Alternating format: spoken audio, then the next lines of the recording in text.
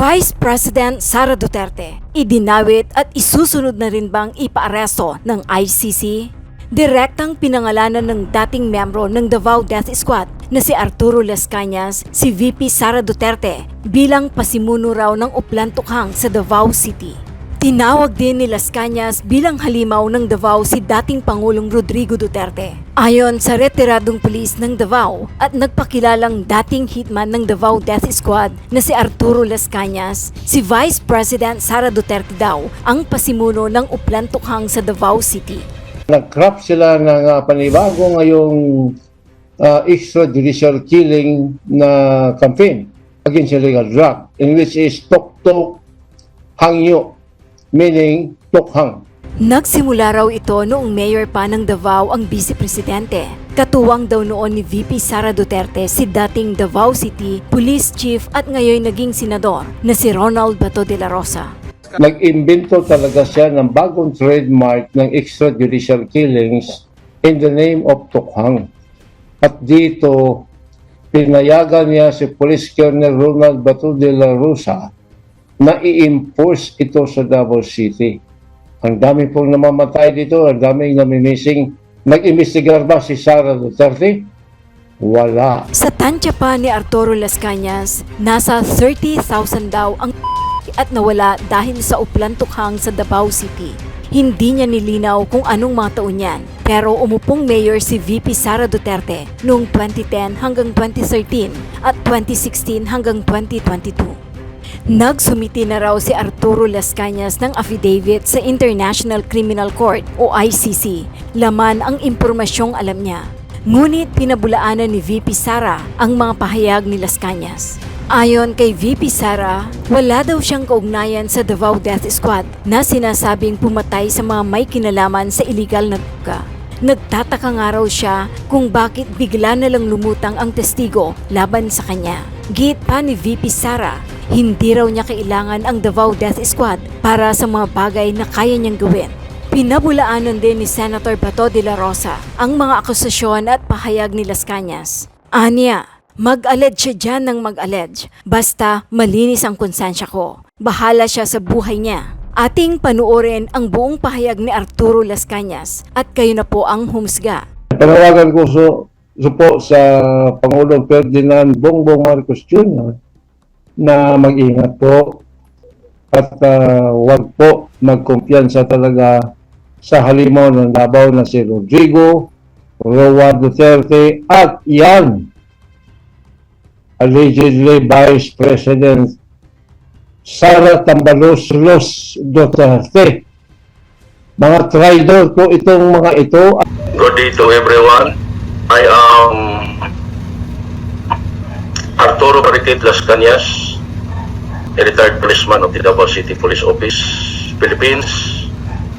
I was born in Davao City, December 16, 1960.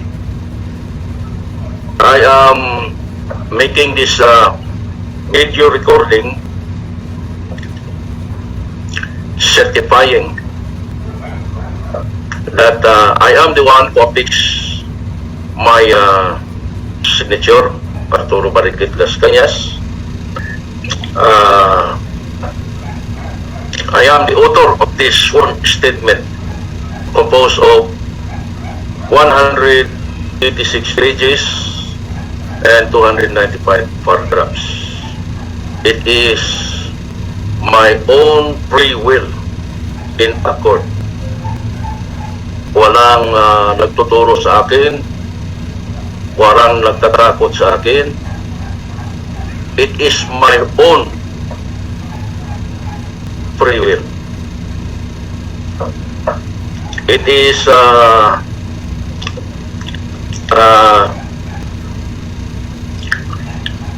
this sworn statement is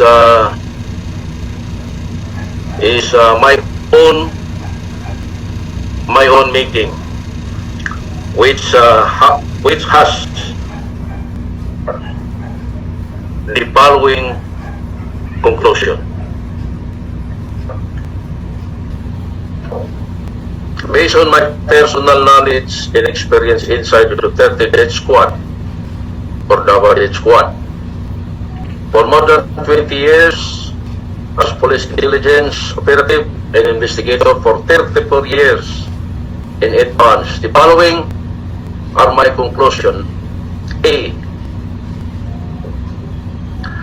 I say and declare honestly and truthfully that the person of Mayor Rodrigo Rua Duterte and his son, Paulo Pulong Duterte, are directly involved with the illegal trade in Davao City.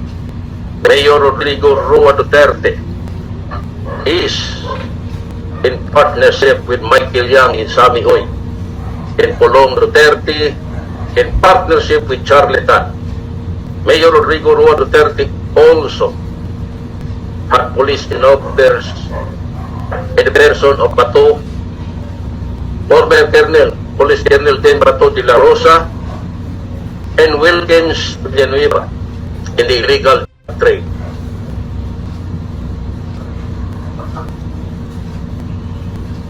One, Mr. Michael Yang is a Chinese national with business in Davao City, the DCLA,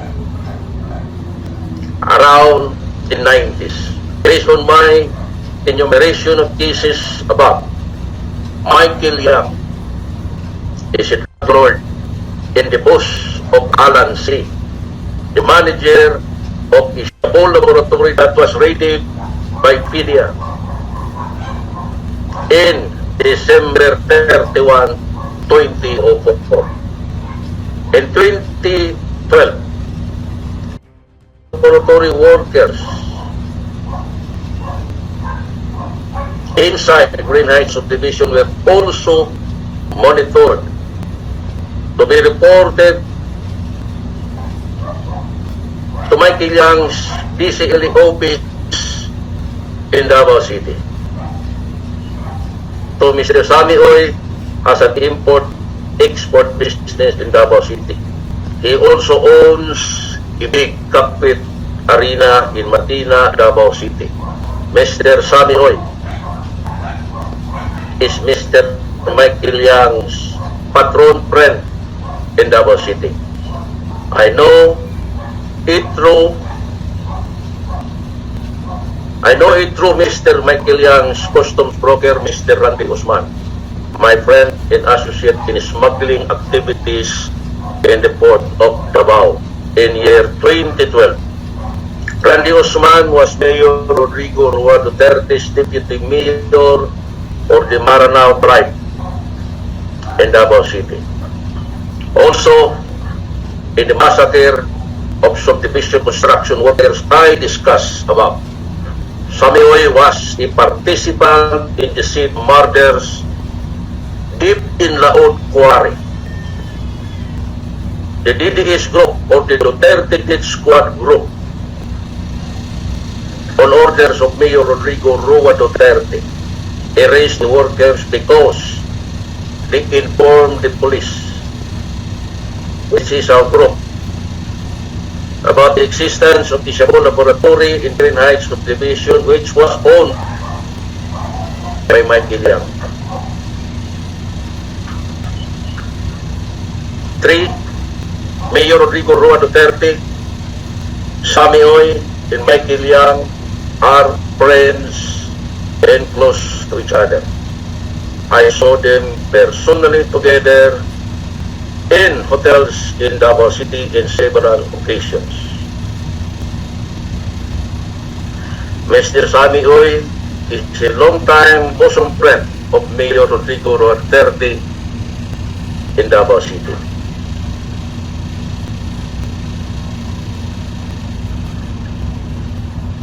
It is a public knowledge and my personal knowledge as well. Number 4, Mr. Charlie Tan is a Chinese national doing karaoke bar business, which is the ETB bar in Davao City. That's around the last quarter of the 90s. He is very close to both father and son, Mayor Rodrigo Rua Duterte and Paulo Pulong Duterte. I met him thrice personally in his ETB bar with Pulong Duterte twice and once at Mayor Rodrigo Roa Duterte's residence in Central Park Subdivision, Davao City. As mentioned above, Charlotte Tan, in partnership with Pulong Duterte, imported from the Port of Davao, using Randy Usman as broker and Mr. Mark Suico. Based on my personal knowledge, Charlotte Tan and Michael Yang are also best of friends. Letter B, based on my personal knowledge, Pulong Duterte is also involved in rice smuggling in partnership with Davidson Bangayan, alias David Tan, is a smuggling financier of rice and sugar in the port of Davao, year 2011 to 2014. I have no personal knowledge after 2014. Especially during the time of customs collector Attorney Bangkoy, Stewart Santiago, and Mark Suico, front for Davidson Bangayan, alias David Tan. Letter C, to my knowledge, Mayor Rodrigo Roa Duterte and deceased former Osamis City Mayor Aldong Paruhinog are friends, which blossomed into an unholy alliance, as stated above. This led to the abduction, killing, and beheadings of two innocent persons. Both men had common evil deeds in life. Both killed people, both possess guns, and gold. Interestingly, both men were friends and protectors of Mr. Michael Yang, the Lord. Both were mobsters disguised as public servants. I personally witnessed when Police Major Ernesto Macasain introduced Aldong Paruhinog to Mayor Rodrigo Roa Duterte during dinner in a Chinese restaurant in the vicinity of Victoria Plaza Mall in Davao City. It was several months after the abduction of the entire Muslim family, the Patasaha family of General Santos City. That dinner meeting resulted to a verbal covenant between Mayor Rodrigo Roa Duterte and Aldong Paruhinog. I believe President Rodrigo Roa Duterte ordered the killing of Aldong Paruhinog because they know too much of each other in the field of gangsterism and barbarism.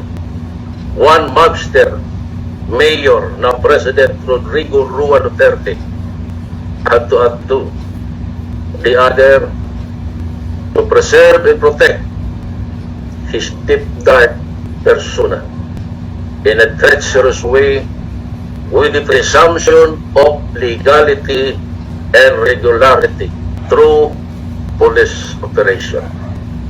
For he is now labeled as His Excellency. The whole Davao Death Squad network was used as Mayor Rodrigo Roa Duterte's personal killing machine. He took advantage of our blind loyalty to him and our greed for money to promote and protect his personal and political interests.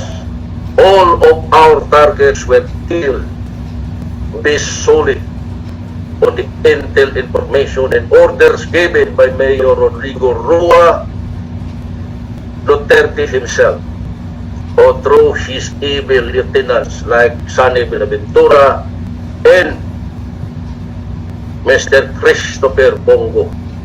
Back then now, none of the Davao Death Squad members attempted or even dared to validate these inter reports, and we just killed them simply because we believe in and blindly follow Mayor Rodrigo Roa Duterte.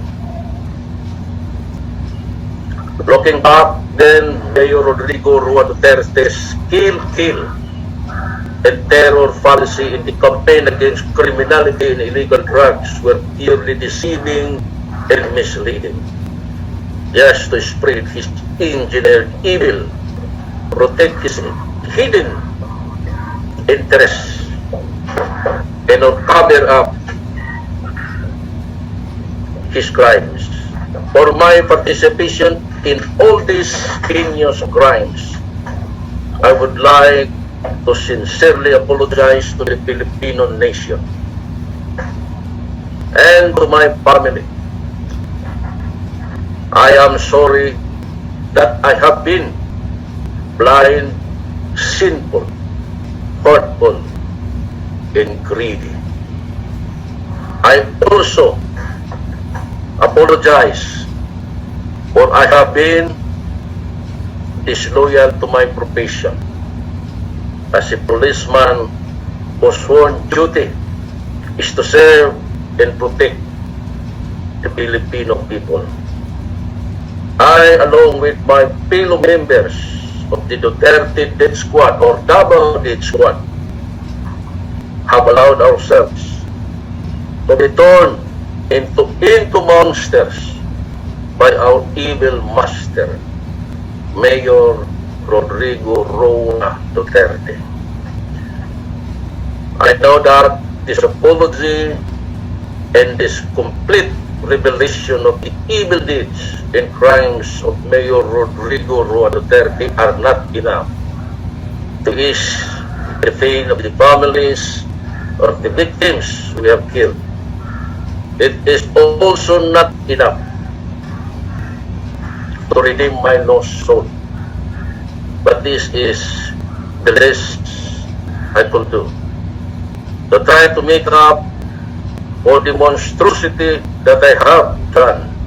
More importantly, I am hoping that this will be an important step in finally stopping this evil, this monster, Rodrigo Roa Duterte. His terror, death, and destruction that Rodrigo Roa Duterte had imposed on our country and our people.